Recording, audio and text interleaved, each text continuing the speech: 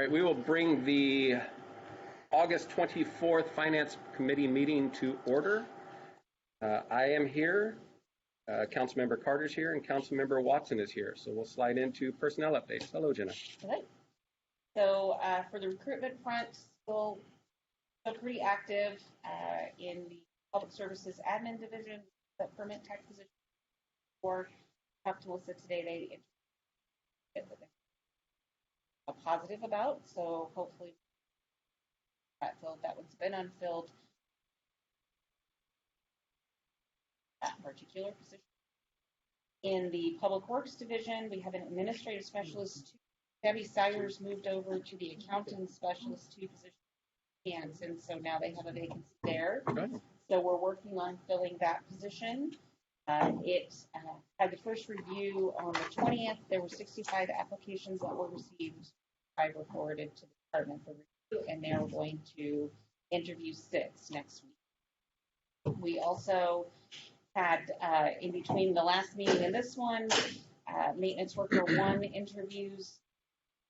Water division, those interviews were conducted, backgrounds were processed, and the applicants starting on the 1st. And then meter reader, we had also interviews conducted and background, and that applicant started on the 16th. That person had been working for us as a seasonal as well, so we had already done some of the background processing that was needed in a season for all that long, but had been doing was a second-year seasonal. We do have several seasonal labor positions still open.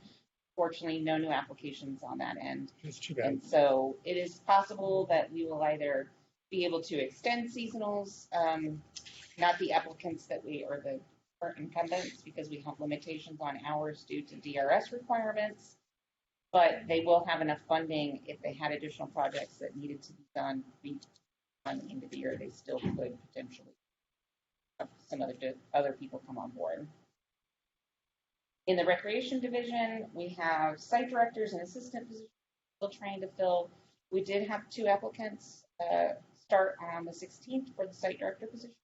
We'll need at least 1 more, and just continually working through that process. Several have decided to resign. They're moving on to other positions. We have had a position for educator at the district, and so they're moving into one. So we have multiple positions and working since the beginning. In court, the bailiff position continues to be difficult to fill. We've been pre-screening all of the applications. Also saw in your packet a conversation that's going to be taking place today about that. So we are hopeful that we'll have support, because I think it's beneficial to both departments to accomplish both of their goals and missions. And then in the police department, we have lateral and exception police officer recruitments that we're doing. We had notification from an officer that he is hired at the end of this month. So not only are we filling the ones that needed to be backfilled from the promotions that occurred, but we also have retirement taking place. So we have oral boards scheduled on the 9th for both of those. We're getting emails now for those candidates, which we haven't had before. Is there a reason for that?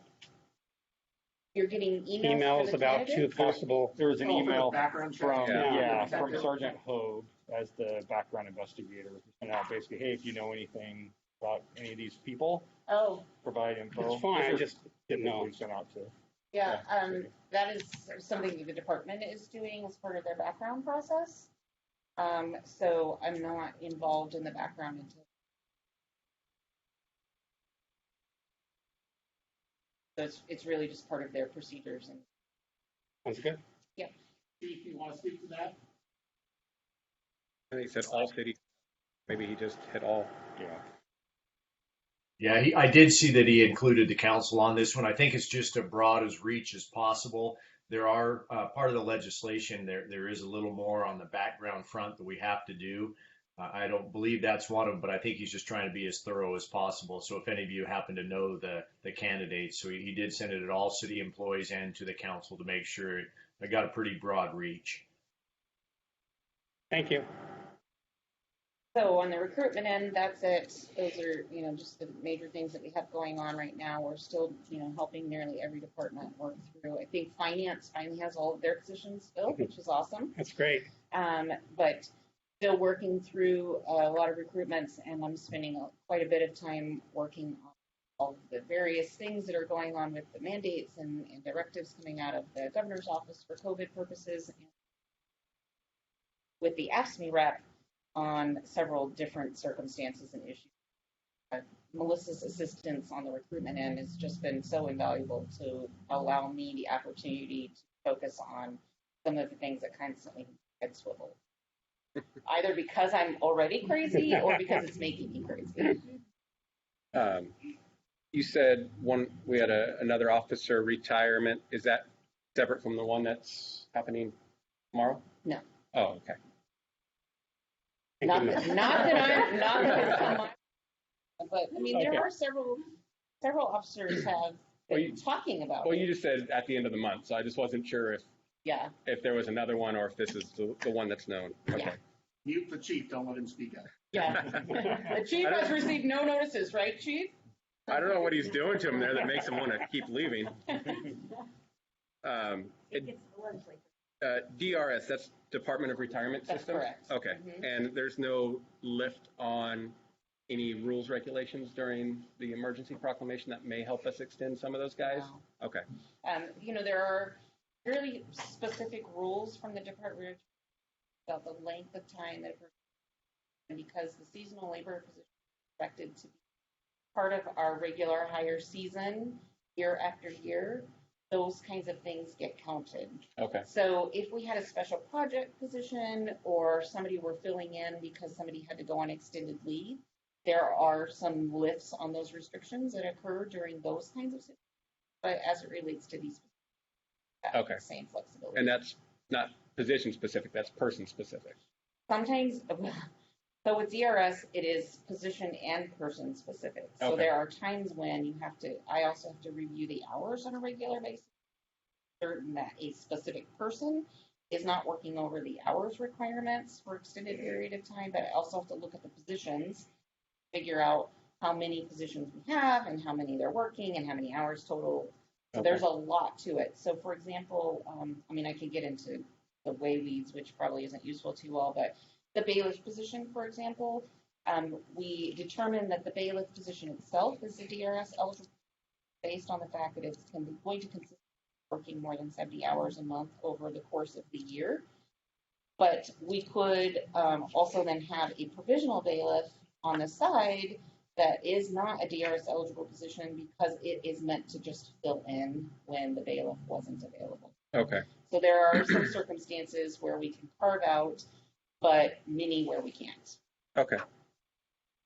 All right. Thank you so much. Welcome. Moving on to item number 2, Deputy City Attorney Prosecutor position. Mr. Vodopich. Yes. Good evening. We have a defector in our ranks. Name any names, Bailey. But as we all know, Bailey will be leaving us on September 24th to take another position. And prior to going out to recruit for that position, the Mayor Finance Committee just let you have an opportunity to hear from Maylee, and then Dina Burke is with her. Dina is contract prosecutor who's filling in 3 days a week now, or assisting 3 days a week. With that, maybe I'll just have Maylee and Dina speak a little bit about get that position out on the streets. So, Bailey Barber, for the record, and so this is Dina Burke to my left. She's a contract prosecutor that's been working with the city for quite a while. She initially was hired, or I guess contracted, back when we started code enforcement. So there were some days where I could go and work with Jason Sullivan and his team, and we were able to really get the code enforcement, the criminal portion, up and running, and some of the civil portion. So, been with the city for a long time. This year, I only had really enough money for her to help Mondays and Wednesdays till like September. So a lot of this really is what we need, and kind of give you an idea of how much money it would cost. And so Dina did a memo for you guys to really kind of lay it out. And there's a lot of things that are changing, not only in population, but state, like whatnot. And I know, especially council members, all three are very familiar with all of that. And mainly just the strain of this position, and to be candid, one of the reasons I'm leaving, I can't do it all by myself. And so Dina will take it from here.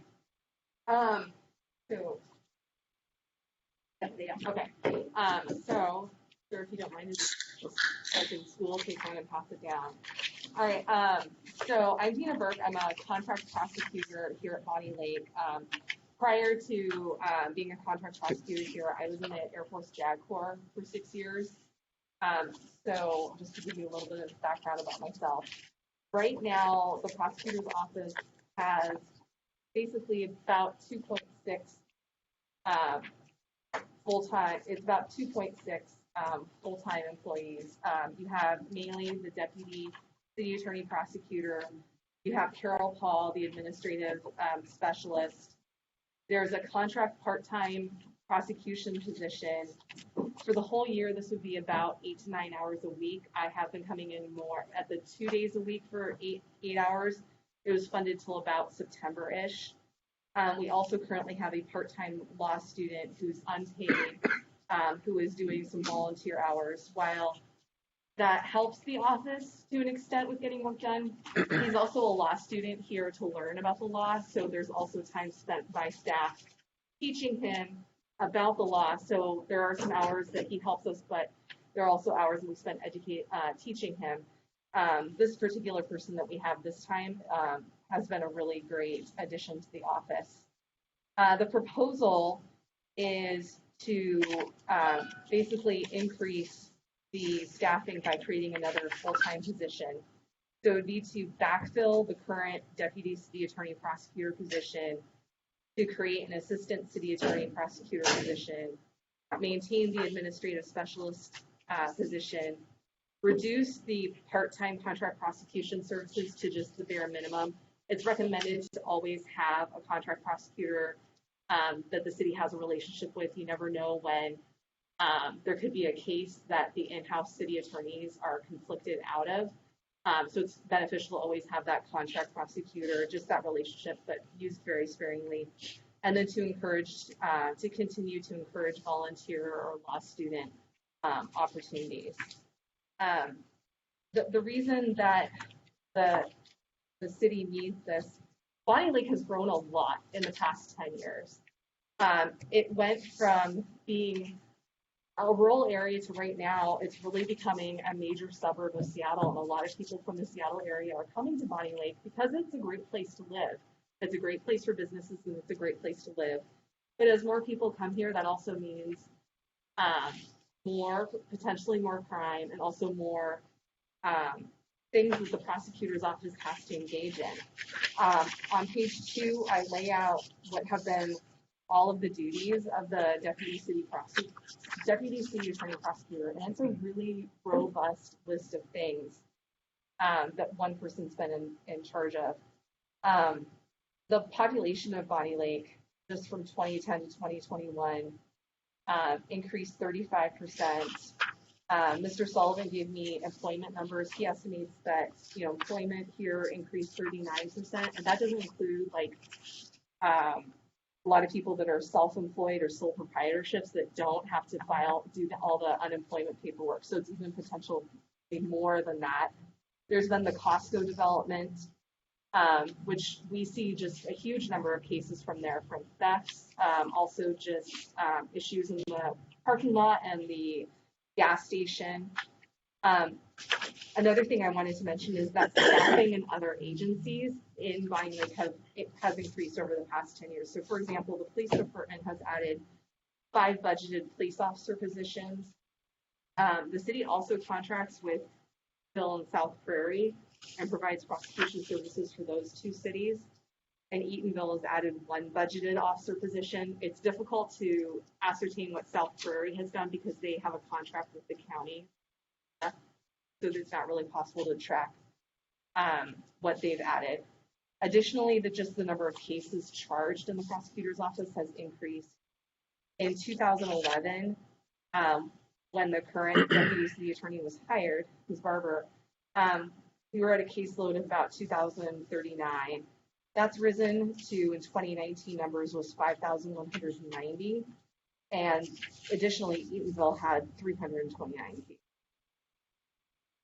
Another reason there's a lot more cases coming to the prosecutor's office is that there was a recent Washington State Supreme Court case decision called State v. Blake. And basically that eliminated a lot of felony possession drug cases. And so those are now going to be charged and dealt with at the misdemeanor level. So that's increasing the workload for the city misdemeanor prosecution because that's just not a potential felony case anymore. Another item is that there's a system called Spectre, and that's a computer-based system used for charging. And that can only be accessed by an attorney, and it has to be accessed basically every workday during work hours, because there could be any sort of potential case that comes up where the attorney needs to forward it in Spectre and charge it. It's potentially that there could be an in-custody defendant, and there are potential liability issues and potential work that could create bottlenecks of work for other departments like police transport or for the court if an attorney is not available basically every workday to have at least one attorney available to push that through in the Spectre system. And additionally, the city anticipates even more growth going beyond 2021. The community development has in 2010, they came out with their comprehensive plan looking to 2035, and it detailed even further growth that the city is anticipating in terms of population and different developments.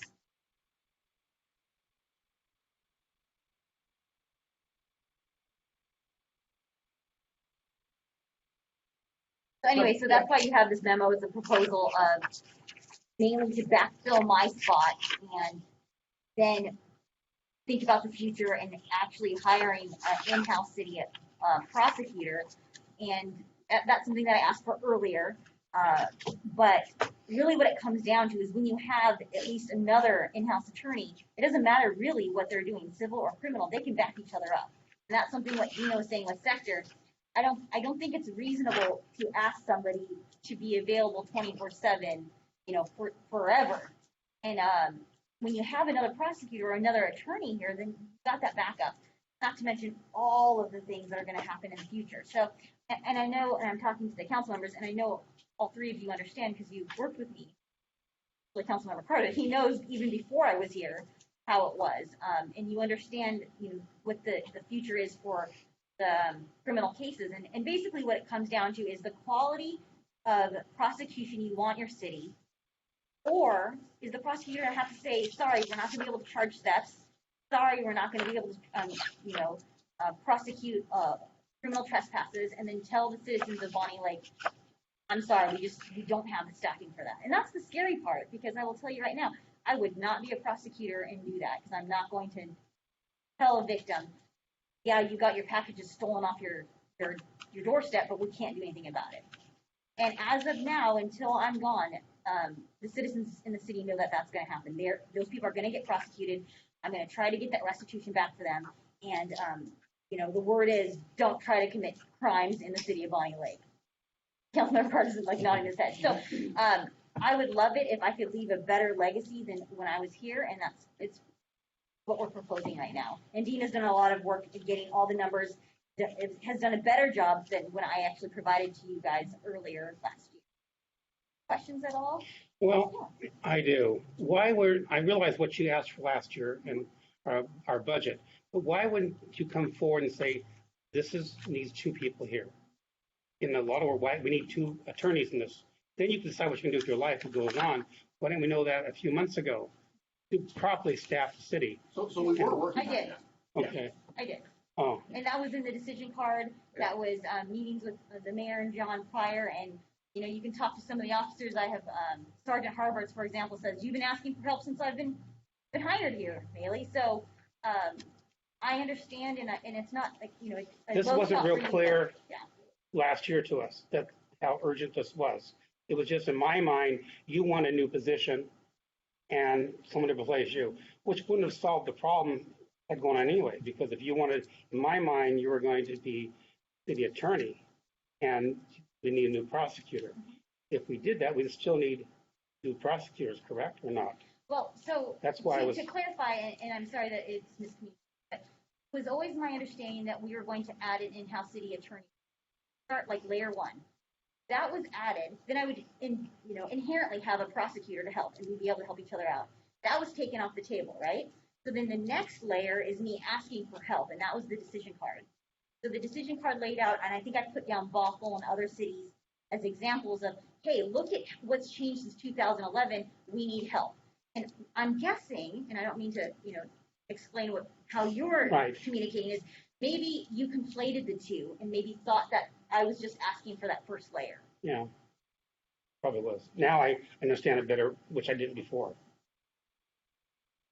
So what we're proposing is, I mean, certainly we'll move forward with recruitment for the deputy city attorney prosecutor.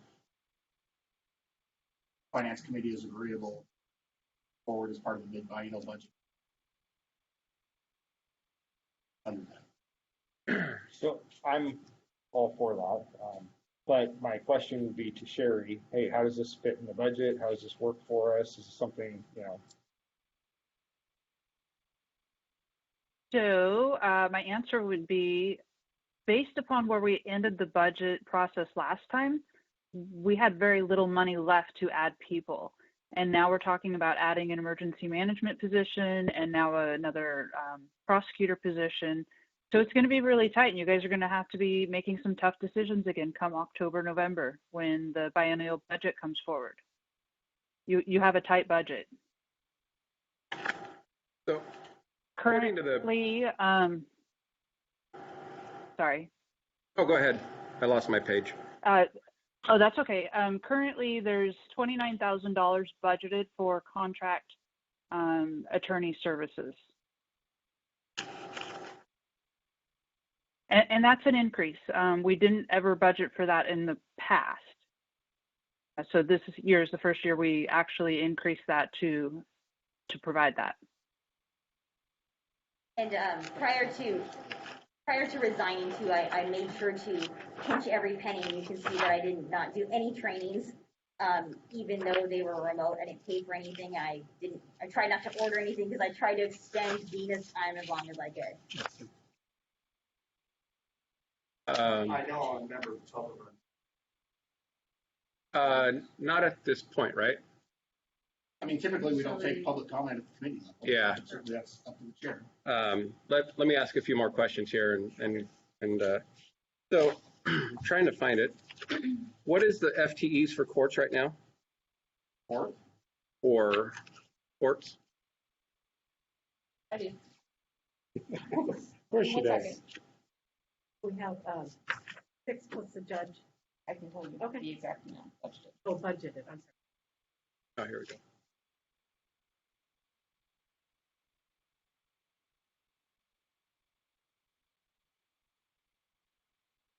For the court, there is 9 total budgeted. Okay, we have probation, judicial specialist 3, 4.5 for judicial specialist 1/2.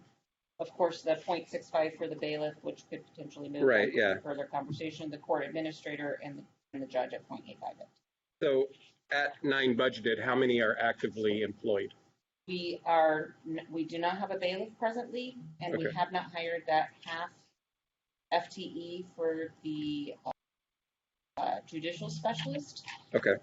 Over the course of Maylee's employment, the judicial specialists have grown in order to support the court, but nobody has, the support for that office has not increased. No, I can totally see the increase in the caseload and everything, and not much of a half FTE increase over, well, 2021 is 8.5, which is still less than 1 over 2020, and that hasn't changed in the last 5 years prior to that. And Sherry said we don't have enough to cover that, but how much is the contracted position budgeted for? $29,000. 29, okay. And Sherry, I hope you don't mind, I'm just going to jump in really quickly. Although that's the first year that it's been budgeted, it's not the first year that the expense has been needed, because Maylee has had to go out on leave a couple of times. There has been the need to have backfill as well as the opportunity for her to take time off. Just generally the time off that you would expect a person to be taking, there still has to be backup for the prosecutor position. We did budget during those times. And Tom, it was budget decision card number 4 was a half-time or a half FTE judicial specialist, the provision for the bailiff relief, and then the bailiff itself, and then decision card 7 and 1 was the one full-time equivalent city attorney, partial offset due to contract removal. And that one went back and forth, but all of those were on the ones we talked about in October and November. And then I know this is partially our caseload, but is there any offset we could do with Eatonville and South Prairie? Yes, actually, I've been trying to, really should have been charging Eatonville for my prosecutor services. I wasn't part of the initial act, but it's something I've brought up multiple times, and I don't think there's time to actually get Eatonville to talk about it. So most cities could probably charge them $5,000 a month for services. I'm not sure if that was originally get into the caseload, like per case that we were charging or not, but that's something that was always kind of an untapped resource. I mean, that's 120,000 between the two. That's. I can tell you We right now, discussed South that Prairie, before, too. South Prairie doesn't have many cases, so I don't really think that is a viable option. Oh, okay. Yeah. So Prairie is very, very limited. But still 60, that's half the offset of what's being proposed here. Right, 124. And Kathy, do you remember when Eatonville was up? Aren't we in a odd year cycle with that? Everything. Yeah, it'd be nice if we, I mean, because while our caseloads went up, theirs did too, I'm assuming. In all candor also, I anticipate that Eatonville will have a different town administrator comes a couple of months. So that might be a good time to reevaluate that. Michael, are you wanting to throw your hat in the ring for the position? I think that would actually. Well, at the moment, no. At the moment. Now, the question. Can you introduce yourself, though? Michael McCullough. I am a mayoral candidate.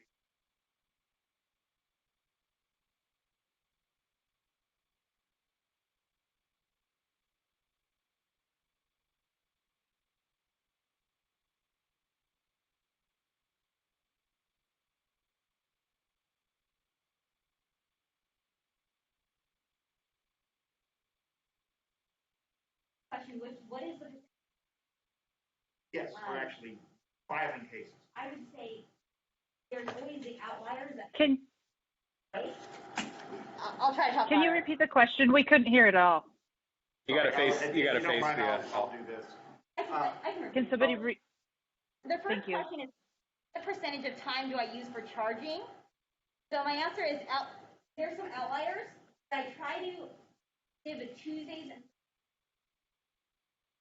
we have charges by investigation, which I'm sure you're aware of, right? So I have to review your file, or we have charges through sector. Are you familiar with sector? No. Okay. So then if they already have probable cause attached, they'll come through me. That time I have to go into the system, it's an electronic-based database, and I send no more than 10 a week to the court. That's because it's a lot of work for them also.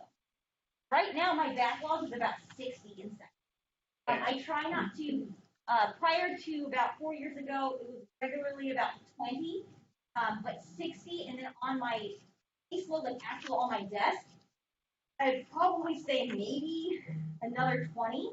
I mean, it's not like felonies where they have at least, 100, but there's also, I know a little bit about your background, so I'm trying to minimize what I'm explaining to you, but, I have to follow up with people. I do formal declines for all of my declines. Not get a one-liner, you get an actual decline that goes to the police, and it will tell them what they could do. If they did anything that they could do better, why I'm declining it. Then I have my statutory requirements from the RCW that would make me write a letter to the domestic violence victim and stuff like that. So I would say if my average week is 50 to 60, roughly about there, I would say maybe 30 to 40% charging. And how, what's the time for the cases? a good question. So it can be, I would say on average, maybe 4 months for the thicker ones. And some of the ones I have to get out quicker that are attached with infractions, or where that the statute of limitations are infractions.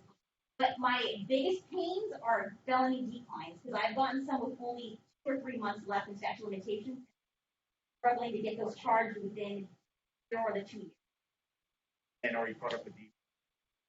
DUIs, thank you for this question. I would say prior to the Tox Lab problems and how long the backlog is, I was very good with it, because as you know, when I ask for bail or conditions of release at arraignment, the judge is going to say, why did this take so long to get charged? And so I lose my argument.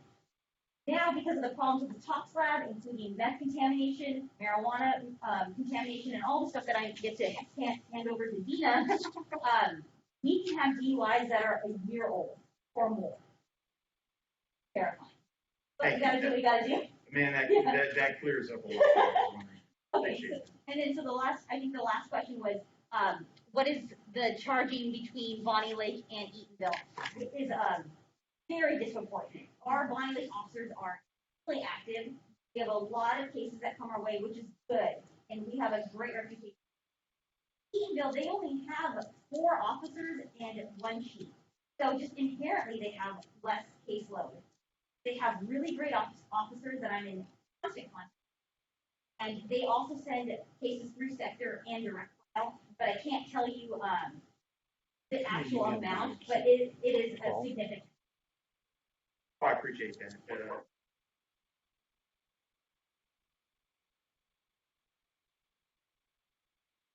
That's a good idea. Thank you. Thank you, Mr. Fellows. All right. So what do we do from here, John? Well, so we will, begin the recruitment process for the deputy city attorney / prosecutor position, and it seems like I'm getting concurrence from the council that will add a prosecutor position. Carrie alluded to, have to evaluate funds available and decide which direction they want to go. I agree. I have a question for Sherry.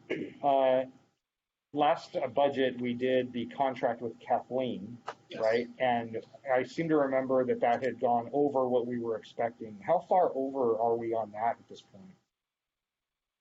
We went back. I can look and let you know. Okay. Find out. Yeah, I'd be interested in that. Sure. All right. Get back to my agenda. All right, moving on to business action items number 1, AB 21-114, transition bailiff position back to police department and make the 0.6 FTE, community service officer position 1 FTE, and reassign the duties of the bailiff to the position. I'll turn it over to Chief Jeter and Judge Daniels. Just in time. That was quick. The audio was horrible. I were blue jeans. I couldn't, it kept cutting in and out, so I figured I better just show up.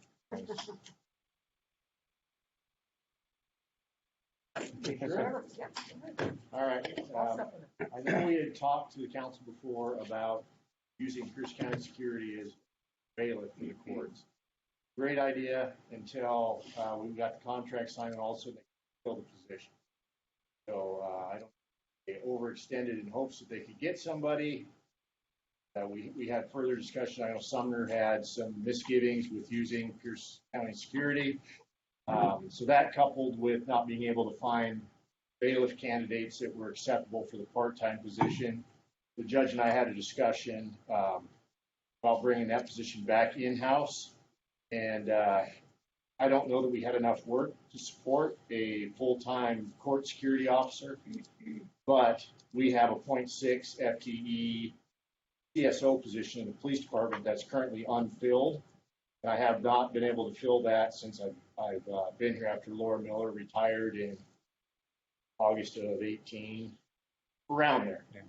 So talk to Judge Daniels some more. We could certainly fill up those hours with other CSO duties. They could help out in the property room. They could help out with community stuff and things like that. We could easily fill up that extra time with a CSO. So we figured if we combine the two, And the CSO's primary job would be court security that might kind of help Judge Daniels out and help the police department out and put another CSO out there. And from what Jerry could probably talk to this, I know it's not on an hourly rate, but I talked to Deputy Mayor Evans about it. And I think that the council was at 65 an hour. That I think that's what our last Pierce County contract was. Yeah, Yeah. it's gonna be $60 an hour. So if you figure that out, I just did the rough math, Sherry. I divided the salary and benefits by 2,080 hours, and I wanted to say it was 67, 64-ish an hour is what I came up with, but I wouldn't trust my WSU math. But I know it wasn't. I know it wasn't that big of a difference from what the council authorized for Pierce County. Well, Chief, you are correct, and I do hope that you trust WSU math, as I am also a WSU graduate. Yeah. You were criminal justice focused. Right, I was not a math major. So that's what brings us back to the council here today. It would be a more reliable tool for us, and it would give me additional assistance on the CSO front too, to help in the property room and do some stuff that I haven't been able to fill. Because again, it's tough to fill a part-time position. There's a particular skill set required for a CSO, and finding somebody like Laura, we were lucky to have her because she spent the rest of her time, as you know, with the auto theft task force. Trying to find somebody similar to the bailiff, trying to find a talented, qualified individual who wants to work part-time is very difficult. Is the CSO budgeted? The position is not filled? Is it budgeted? It is not budgeted. I asked Sherry to not remove it from the org chart. So my plan has always been to come back to council and ask Phil. It just hasn't risen to the priority level till now. Because right now, our CSOs are covering the court, which is impacting. We're not getting stuff done in the property room. We're not getting the community stuff done because they're alternating covering. So that's for selfish reasons. I'm here to ask for this so we can continue the progress. I think we've made a lot of progress in our community involvement and cleaning up the property room and doing that. So I want to continue that forward, and this is how to do it, and it would help the judge out as well, and it would satisfy Sumner in what they're looking for. I added one more thing too, body cams.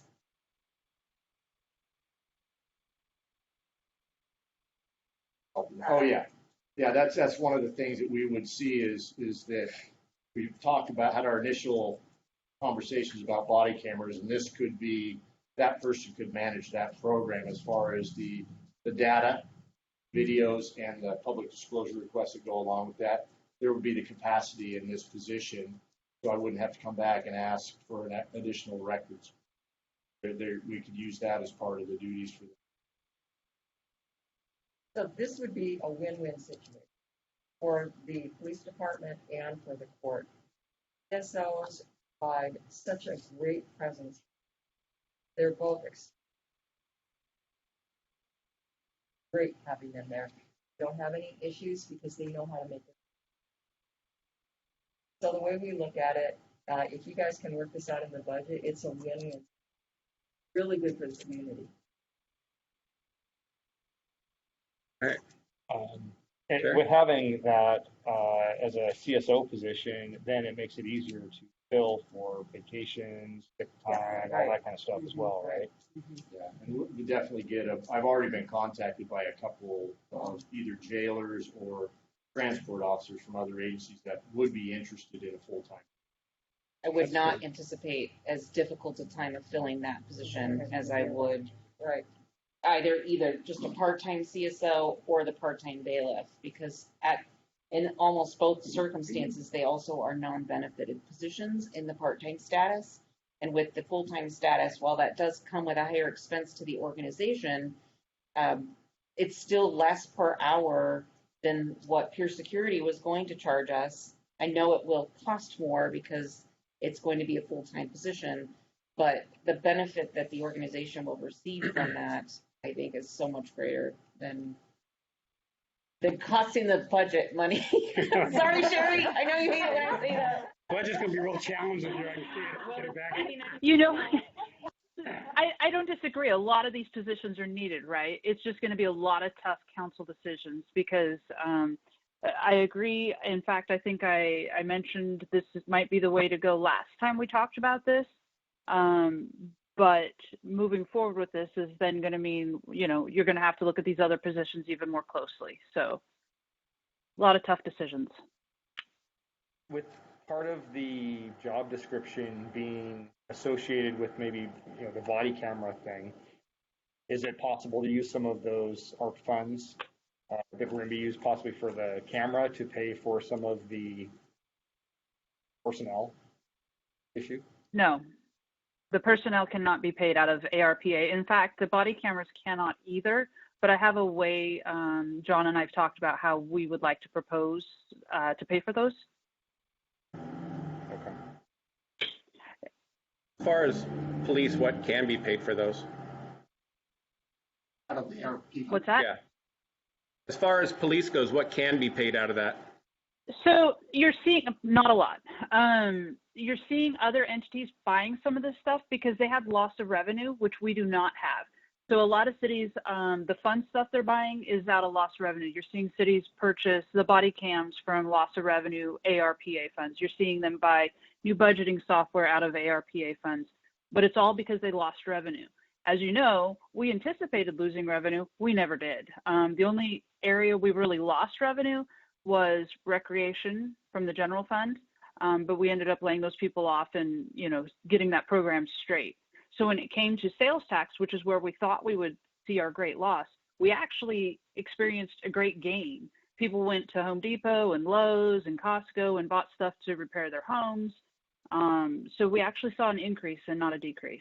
So while other cities did see a lot of loss, they're using those funds for the fun stuff they're buying now. How long does the loss continue to? Is there a end date on that? Because we're going to experience a loss this year. Even though it's not a loss over 19, it is a loss over 20. No, they go over 19. So there's a huge calculator that you have to use, and it's pretty complex, and there's a lot of rules around it, and there's not a lot of wiggle room. Okay. Had talked about possibly an increase in gun crime being one of the things that not go. They did. And they decided that, yes, you can use that as long as it comes from your loss of revenue money, which we don't have. Had a lost revenue in our drug fund because we can't. Trying to be creative. Lost revenue in the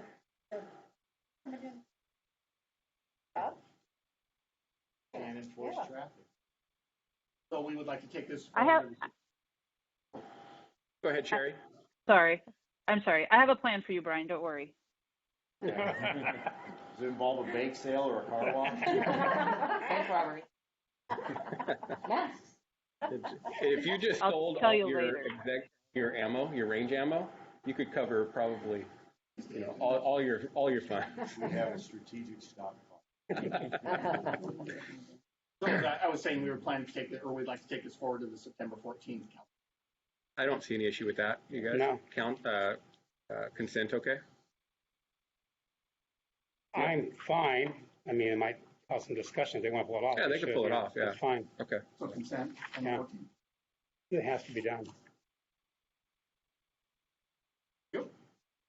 All right, thank you. Moving on to item number 2, AB 21-122, ordinance, I just said it, COLA and benefit changes of for non-represented employees. And you'll recall this is not the one that's in your agenda packet. It's one that was sent out the other day.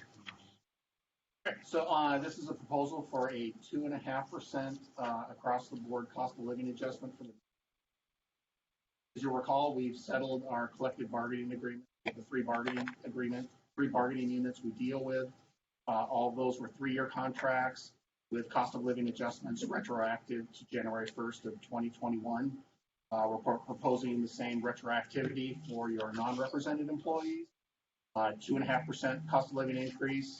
And then given that we are so late in the year, rather than bringing forward another cost of living adjustment for 2022, we would include a 2022 cost of living adjustment again of 2.5%. Okay. Anyone have any? The ASPE employees got 2.5%, and then the 2 police bargaining units. And how many people fall under that? Approximately 30. Okay. Jerry, is this a budget problem at all? No, no, not at all. But you know, John broke up, so I thought he said 25% increase. That might be. That might be a problem. That'd be a problem. Yeah, I mean, it's hard to find it. Are supposed to get 50. I'm fine with it. Okay. Jerry? That's fine. Okay. And the September 14th council meeting. Yeah, that should be fine on consent. Okay. And item number 3, approval of meeting minutes. Yeah, good. Very good. All right. Open discussion. Councilmember Watson. I'm good, thank you. All right. Councilmember Carter. I'm good as well. All right. Anyone else for the good of the order?